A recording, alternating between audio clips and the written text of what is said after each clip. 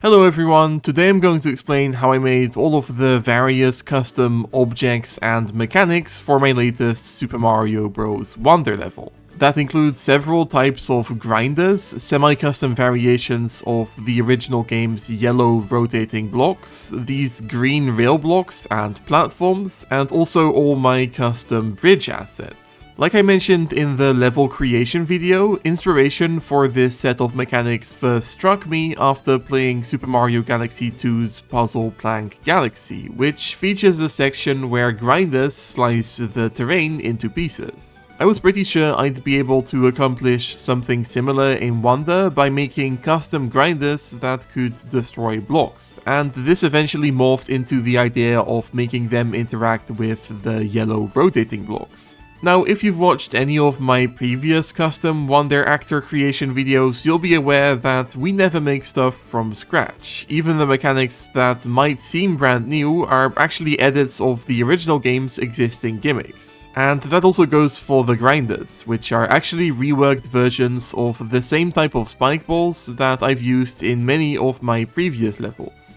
And in fact, since, spoiler alert, these rail blocks are actually edits of on-off blocks, weirdly enough, my two latest custom levels technically use the same two main mechanics, albeit in very different ways, of course. Anyways, the reason I decided to use spike balls as a jumping off point to make grinders is because I wanted them to inherit the spike balls' ability to interact with and destroy blocks. Putting the spike balls on rails isn't normally possible because the actor doesn't have the ability to be bound to other actors such as the assistant rail because internally it doesn't have the model bind parameter, but when I duplicated the actor I gave it the model bind param, and this seemingly turned it into functionally exactly what I wanted in one fell swoop.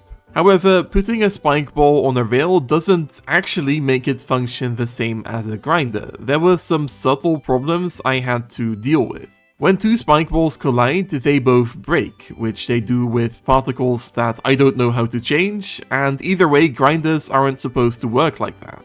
Thankfully, as it turns out, it's very easy to change how Wonder's actors react to taking damage, since this is handled in each actor's respective damage reaction table. This file tells the game how an object reacts to the various types of damage it can receive. Like this bubble entry has a reaction type of not damaged because spike balls aren't affected by bubbles. Now, I'm honestly not entirely sure which parameter corresponds with the type of damage the spike ball itself applies, but that didn't really matter since I was fine with setting every parameter to not damaged to make the grinders completely invincible. So that was one issue resolved, but another problem I was running into was that, well, my grinders were running into stuff. Instead of phasing through the blocks or terrain they'd pass by, they'd actually get bumped around by other solid collision, which once again isn't how grinders are supposed to work. This issue took a bit more brainpower to overcome, since the intricacies of collision are something I still struggle with. However, after a bit of trial and error, I discovered that the spike ball's own solidity was controlled by the sensor param files, whereas its ability to damage stuff was controlled by the entity param files. So making the spike ball not react to terrain turned out to be as simple as removing all of the references to the sensor param collision from the actor's other files, whilst keeping the entity collision intact. One final trick I managed to apply to the grinders' functionality was making them play a sound when they move across a rail. These poorly controlled platforms make a sort of clicking noise when they're moved, which pretty much matches the sounds grinders typically make in other Mario games. And by copying over the platform actor's S-Link reference to my custom grinder, this made the grinders produce the same sound in the same way. I honestly just tried this out on a whim because I really didn't want the grinders to be completely silent, but didn't think it would actually work. So it's good to know for future custom actors that copying over the sound link of another actor is entirely possible. Anyways, with the functionality all done, now let's get into the grinder's custom visuals. As you're probably aware, a lot of Wonder's visuals rely on 2D assets with physically based materials that convey a 3D effect, and since grinders always face the same direction, I decided to mostly make them completely 2D as well. So I made this custom texture with a normal map and a mix 0 texture to apply depth and a specular effect, which I then put onto a very simple 3D model that's just a cutout of the grinder's outer edge shape. Then I did the same thing for the grinder's centerpiece, which I applied to a separate model so it could be animated separately. Grinders in the Super Mario Maker games are basically just an image that gets rotated, meaning the centerpiece gets spun as well, but in their other appearances the core doesn't move, so that's how I wanted my grinders to work too. Although the spike balls that I was editing technically rotate, this isn't a pre-made animation but a physics-based reaction to their movement across the ground, meaning I had to implement the grinder's rotation animation into the actor duplicate from scratch. Well, I say from scratch, I found this bullet bone actor, which is used for when Yoshi spits out dry bones, and which has a perfectly simple rotation animation that I could apply to my custom grinder. Making an actor that normally doesn't have any pre-made animations play one indefinitely would have been an issue if it weren't for the fact that Wonder happens to have a system for exactly that. Since giving an animation the same name as the model it's applied to, with _auto after it, makes it play by default no matter the actor's programming. Because I didn't want the center of the grinder to rotate, I linked it up to a separate bone, not that kind of bone, like the invisible bones that all rigged models use, and only made the rotation animation spin the bone that the rest of the grinder is attached to. I decided this unedited rotation animation was way too fast, and I also wanted it to spin counterclockwise, so I ended up editing the animation a bit using Track Studio, the Mario Kart 8 Deluxe track editor tool. And after a bit of finagling, the grinder was now fully complete, and honestly I'm super happy with how this one turned out. The bigger grinders that you may have seen in the custom level are actually just resized versions of this same actor. I considered making those a separate actor like they are in New Super Mario Bros. 2, but I didn't really see the point since they're functionally the exact same as their smaller counterparts. On the other hand, I did have to make a separate actor for when the grinders become bouncy during the level's Wonder effect.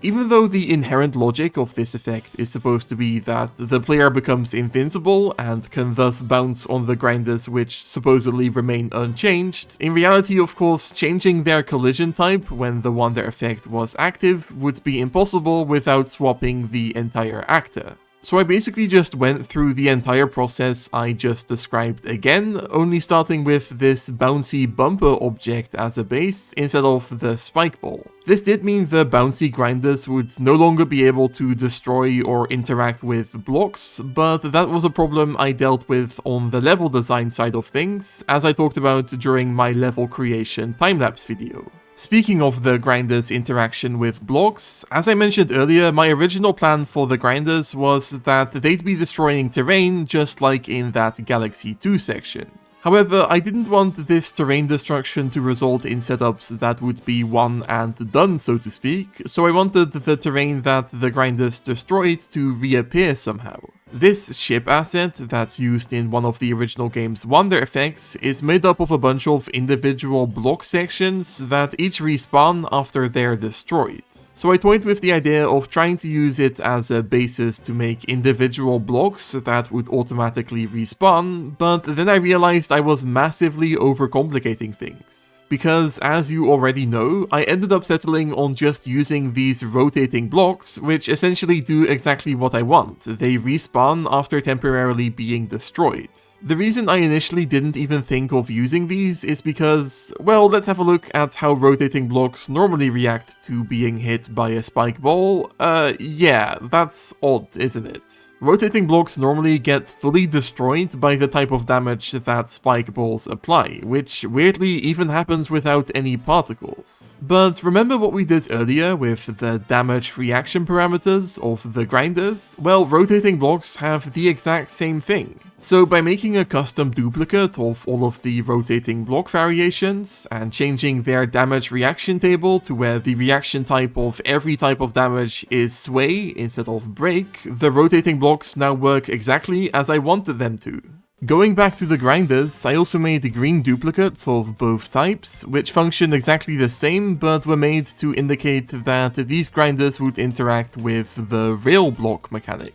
And I suppose this is as good a time as any to talk about how I made that stuff. So throughout the level, every time you hit one of these rail blocks, all of the attached blocks, platforms, and grinders will move along their respective rails until they hit the next green node, where they'll stop until any of the blocks are hit again. This mechanic was kind of inspired by the tilt-controlled platforms that move back and forth that appear in New Super Mario Bros. Wii. It relies on some extremely obscure functionality in Super Mario Bros. Wonder, where actors that move along a rail can be made to stop at the next node they reach when a certain signal is deactivated. This is used in this KO arena to allow you to stop the platforms from moving by hitting on-off blocks, and also in the final challenge to make this lava move down incrementally every time you hit a Wonder Bud. And the way this is used for my rail blocks and platforms is that every time a rail block is hit, it sends out a signal that deactivates itself only a few frames later, which is enough to get all of the attached blocks and platforms moving, but also ensures that they'll immediately stop at the next node they reach. Now, as I spoiled earlier, the rail blocks are actually just retextured, duplicated versions of on-off blocks, and also the rail platforms are just retextures of generic platforms. So the real magic of this custom mechanic is how I was able to turn the on-off signal that the blocks send out into the very brief pulse signal that's required to make the rail stuff work. And I should probably warn you, what I'm about to explain is really nerdy and convoluted, like even more so than what I usually discuss in these videos, so bear with me. When an on-off block is activated, it sends out a signal that stays on until any on-off block is hit again, at which point it is deactivated. So I had to somehow use the game's internal logic to make it to where every time this signal is either activated or deactivated, a different signal gets turned on and then off again almost instantly. The setup I originally came up with, and actually used as I started working on the eventual custom level, is one that uses an XOR tag. An XOR tag is a logic gate that only sends out a signal when the number of signals it receives is odd. So when I send it one signal, it turns on, when I send it a second signal, it turns off, a third signal will turn it on again, etc. When I made my block send it a signal, and also simultaneously trigger a delay tag that sends it a second signal a few frames later, this means the XOR tag receives one signal, meaning it turns on, and then a second signal a bit later, making it turn off again. And when the on-off block is turned off, which should make the delay tag turn off a few frames later, this means the XOR tag only receives one active signal for a few frames, meaning it turns on, before the delay tag also deactivates, which means it doesn't receive any signals and once again turns off. So in theory, this was a perfectly sleek setup to turn my on-off blocks from a Minecraft lever into a button, functionally speaking. However, I said turning the on-off block off should mean the delay tag gets turned off a few frames later. After all, that's the actor's whole point, it's supposed to delay the signal, but in practice, yeah, no. Turning the signal that triggers a delay tag off will instantly deactivate the tag and the signal it sends out. This meant that when I would turn my on-off blocks off, the two signals that the XOR tag received would both be disabled within the same frame. Now, most of the time this actually turned out to be okay, because there's still an order in which the game processes things that happen within the same frame, so there'd usually still be a fraction of a second where the XOR tag would only have processed the deactivation of one of the two signals, meaning it would send out an extremely brief signal itself, However, occasionally things don't get processed in a way that results in a signal from the XOR tag, which means hitting the block ends up doing nothing. And although I didn't realize any of this was going on as I started working on the level, I soon discovered something was up when I kept having to hit the block several times before they'd do anything. Once I realized what was wrong, I spent quite a while trying to fix things by using inverted signals and additional delay tags, and basically just trying to overcomplicate a similar setup to the point where it would work after all. But I had to come to terms with the fact that that wasn't gonna work, so I had to come up with a completely different type of setup. Remember how I used reciprocate tags, which were triggered by on-off blocks to make the pipes in my previous level move back and forth? Well, no matter which direction the pipes would move, so whether the signal was being turned on or off, they'd always briefly enter and then exit the same area. So if I bound some random object, like a grinder, to a reciprocate tag, which would be triggered by the on-off blocks, and then made an area switch send out a signal as the grinder passes through an area that it's left again by the time it stopped moving, that area switch's signal would do exactly what the XOR tag was supposed to do in the other setup. It would send out a brief signal no matter whether the on-off block was being turned on or off. So this is exactly the setup that I ended up placing off-screen in my level's areas to make the rail blocks work. The thing that all of these blocks, platforms, and grinders receive a signal from is an off-screen area switch that briefly turns on every time a grinder passes through it. It's nowhere near as elegant as the XOR tag setup, but it works perfectly.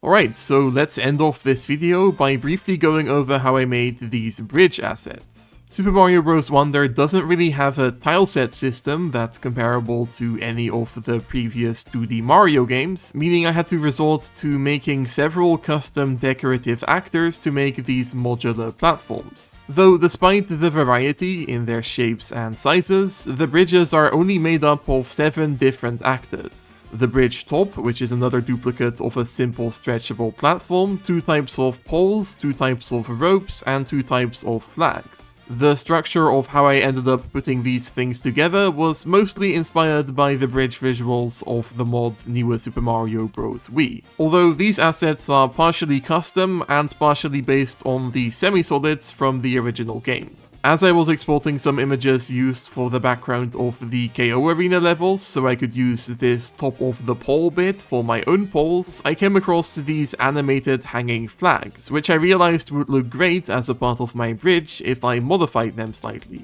When making the rail blocks and platforms, I sort of arbitrarily gave them this design with 3 white dots, which is meant to look like the game's rails. So for the green banner, I made a slightly more elaborate design that kept the 3 white dots motif, with the central circle being an abstract representation of a grinder. I also made a smaller flag that matches the color of the normal grinders, and when designing the level, I made sure to mostly put the flags in proximity to the mechanics that match their color. The original game's banner not only has this cool 3D ripple animation, but also emphasizes it by moving a normal map down vertically across the flag to make it look like the light on the flag is changing as it ripples. However, the material that is required to make this animation work is also what makes the flag so incredibly dark, so it was impossible for me to keep it on my flags without also making them super dark, so I got rid of it. Turning what was originally a DV actor, which is only meant to appear in the level's background, into a map object, which can be placed in the foreground, was a bit of a tedious process. But it's hard for me to explain the intricacies of how I did that, so I think we'll just leave it there. So that's all of the custom actor stuff I made for my latest custom level. An obstacle that was almost made from scratch, some slightly modified blocks, a visually simple but mechanically really quite complicated custom mechanic, and some, I think, pretty good looking custom decorative elements. There are parts of the creation of all of these things that I glossed over because this video is already long enough as it is, but I hope you enjoyed the trial and error either way. As always, if you have any suggestions for how I might be able to turn the game's existing elements into something custom, please let me know by leaving a comment. While you're down there, maybe also consider leaving a like or subscribing to my channel, checking out my Discord server, or becoming a channel member. Thank you so much for watching, and bye bye!